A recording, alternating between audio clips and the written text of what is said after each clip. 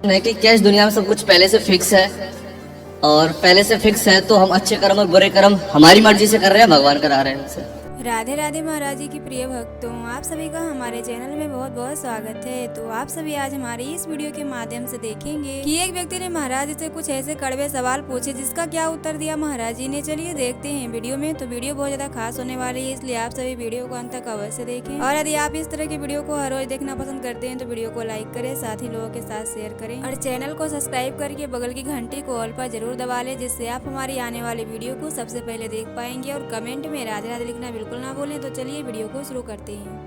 राधे गुरु जी। मेरा नाम तन्मय है और मैं अलवर डिस्ट्रिक्ट से आया हूँ। मेरा एक क्वेश्चन है कि क्या इस दुनिया में सब कुछ पहले से फिक्स है, और पहले से फिक्स है तो हम अच्छे कर्म और बुरे कर्म हमारी मर्जी से कर रहे हैं, भगवान करा रहे हैं हमसे। भगवान तो कुछ भी नहीं करा रहे हैं और भगवान सब कुछ करा रहे हैं, दोनों ही बातें हैं। इन दोनों बातों को इतने जल्दी आप समझ नहीं पाएंगे, लंबा सत्संग करेंगे तब आप समझ पाएंगे। पर अभी इतना समझ लो कि फिक्स कुछ भी नहीं होता। आपको भगवान ने, देखो आपके घर में बिजली है जी।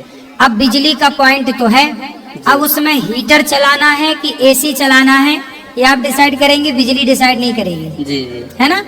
एसी चलाओगे तो कमरा ठंडा हो जाएगा, हीटर चलाओगे तो कमरा गर्म हो जाएगा। उसी तरह भगवान ने आंखें दे दी, आंखों में देखने की पावर दे दी, कानों में सुनने की पावर दे दी, पाँव पे चलने की पावर दे दी, हाथ में काम करने की पावर दे दी, वाणी पे बोलने की पावर दे दी। ईश्वर ने आपको पावर दिया है, शक्ति दी है। अब उस शक्ति को अब इन हाथों से या किसी माँ के बूढ़े के पाँव दबा दो या किसी की गर्दन दबा दो। जी। आपके हाथ से दोनों चीजें दबाई जा सकती हैं, पाँव भी दबाए जा सकते हैं और गला भी दबाया जा सकता है। ईश्वर ने पावर दिया है, इन हाथों में ताकत है। अब इस ताकत का यूज कहाँ करना है, गला दबाने में कि पाँव दबाने में, ये आपको अपनी बुद्धि से डिसाइड करना पड़ता है। ईश्वर ने सबको अक्ल दे रखी है, क्या सही है क्या गलत है। आपको पता है ना कि शराब पीना गलत है जी। आपको पता है ना मांस खाना गलत है जी। फिर क्यों खाते हो?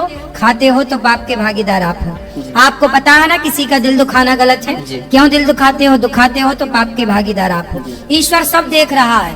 राम झरोखा बैठ के सबका मुजरा ले, जाकी जैसी चाकरी ताको तैसो दे। जब बच्चा स्कूल में एग्जाम देने जाता है ना तो वो लिखता है जी। वहाँ पर टीचर घूमते हैं, टीचर देखते हैं कि ये सही लिख रहा है कि गलत, लेकिन टीचर वहाँ टोकते नहीं है कि ये सही है या गलत है, वो परिणाम बाद में आएगा। उसी तरह आपके कर्मों को ईश्वर देख रहे हैं, वो कर्मों के अनुसार ही आपने बुरा किया तो बुरा अलग, भला किया भला अलग, परिणाम बाद में आएगा, उसी का फिर कर्म दंड भोगना पड़ता है। तो किस्मत और भाग्य क्या है जो बोलते कि जो तुम्हारी किस्मत में वही मिलेगा? क्या कर्म से और भक्ति से भाग्य और किस्मत को बदला जा सकता है? सुनो सुनो, कर्म तीन प्रकार के होते हैं, क्रियमाण, बोलो क्रियमाण, क्रियमाण, संचित, संचित और प्रारब्ध। प्रारब्ध। प्रारब्ध मीन्स भाग्य जी। कर्म करने से भाग्य बनता है, भाग्य जैसा कुछ नहीं है जी। कर्म ही, आज हम कर्म करेंगे तो हमें 500 रुपए मिलेगा मजदूरी जी। 500 रुपए हमने जो कमाया, वो जो क्रिया की वो क्रियमाण कर्म था कि किया मेहनत, तो 500 हमने तिजोरी में रख दिया, वो हो गया संचित जी। जो आपने कमाया अच्छा या बुरा वो क्या हो गया? स्टोर, संचित हो गया।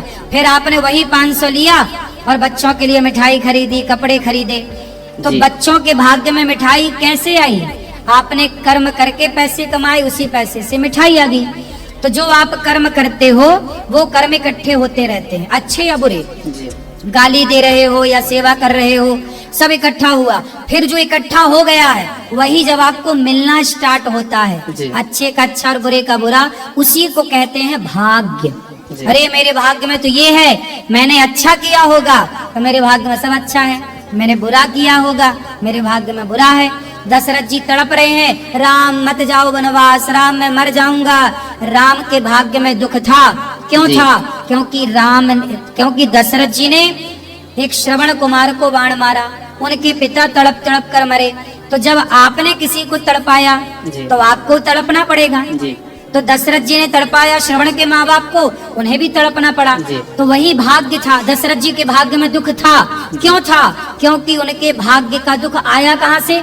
उनके कर्म से।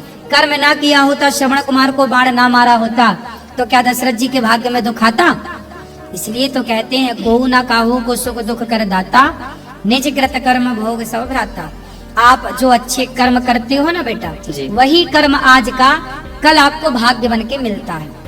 पर कभी कभी लाइफ में अनएक्सपेक्टेड चीजें हो जाती हैं, हमने सोचा भी नहीं है कि ऐसा हो जाएगा, और हमारी भावनाएं भी ठीक हैं, चीजें भी ठीक है। सपोज कि हम किसी चीज की प्रिपरेशन कर रहे हैं और उसमें असफल हो जाए, हमने अपना 100% दिया उस चीज में, लेकिन हमने तो पूरी तरह से किया, लेकिन या पर हम मान के चलो मैं वृंदावन आया घूम रहा हूँ, मैंने सोचा नहीं कि मेरे साथ कुछ भी हो जाएगा, और कुछ भी हो भी जाता है, जो मैं तो अपनी अच्छी भावना से आया हूँ, तो वो क्या है? हमारे कर्म ना सदा हमारे पीछे पीछे चलते हैं जी। हमारे कर्म कहाँ चलते हैं? हमारे पीछे पीछे, बिल्कुल साथ। जी। जहाँ मौका मिला जी, वहाँ वो कर्म चढ़ाई कर देते हैं। जी। भीष्म पितामह ने कई जन्मों पहले एक सांप को कांटों के ढेर में फेंका था। जी। सांप, स्नेक उठाया सांप, और बबूल के कांटे थे ढेर सारे, कांटों में फेंक दिया। जी। कांटे, सांप की चमड़ी त्वचा बिल्कुल सॉफ्ट होती है, कांटे चुभ गए सांप को, सांप तड़प तड़प के मर गया। कब? पितामह भीष्म, ये पितामह भीष्म के कई मतलब 20 जन्म से अधिक पुरानी घटना है, 20 जन्म पहले। जी। अब वो सांप के कष्ट दिया ना जी, तो कर्म, वो कर्म अब इनके संग संग चलता है, चलता। कहीं मौका नहीं मिला। जी। सांप को कांटे पर फेंकने के बाद पितामह भीष्म के कई जन्म हुए, पर पितामह को दुख नहीं मिला। लेकिन इस बार जी, कर्म जब संग संग थे ऊपर ऊपर, इस बार इन्होंने द्रौपदी के चीर हरण को होता हुआ देख लिया। जी। तो कर्मों को मौका मिला। अच्छा, अभी तक तो तुम ठीक ठीक चल रहे थे, पर यहाँ तुम फिसल गए, किसी नारी का अपमान तुमने देखा और रोका नहीं, तो वो कर्मों को मौका मिल गया और वो कर्मों ने चढ़ाई कर दी। जी। तो हमारा कर्म हमारा दुश्मन भी है और हमारा दोस्त भी है। अच्छा कर्म दोस्त, बुरा कर्म दुश्मन। तो हमारा दुश्मन हमारे संग 24 घंटे रहता है, मौका मिला के चढ़ाई कर देता है। तो कई बार अचानक आपके साथ घटनाएं घट जाती हैं, कुछ भी हो जाता है, वो अकस्मात आपके कर्मों ने अटैक किया, वो किसी जन्म का था, वो आपको मिलना स्टार्ट हो गया। जी। वो कर्म दंड है। तो आज से पहले जो भी अच्छे या बुरे कर्म किसी से भी जाने अनजाने में हुए हो, तो हम क्या उनको चेंज कर सकते हैं भक्ति से, भाव से, या नाम जप से, जो भी है? हाँ, एक उपाय है, गीता में लिखा अवश्यमेव भोक्तव्यम। आपके कर्म का फल तो भोगना ही पड़ेगा। जी। लेकिन आप भगवान की शरण में जाओगे, भगवान के समर्पण कर लोगे, तो तुम्हारे जो करोड़ों जन्मों के बड़े बड़े कर्म दंड हैं, वो तुम्हें थोड़ा सा कांटा चुभ जाएगा।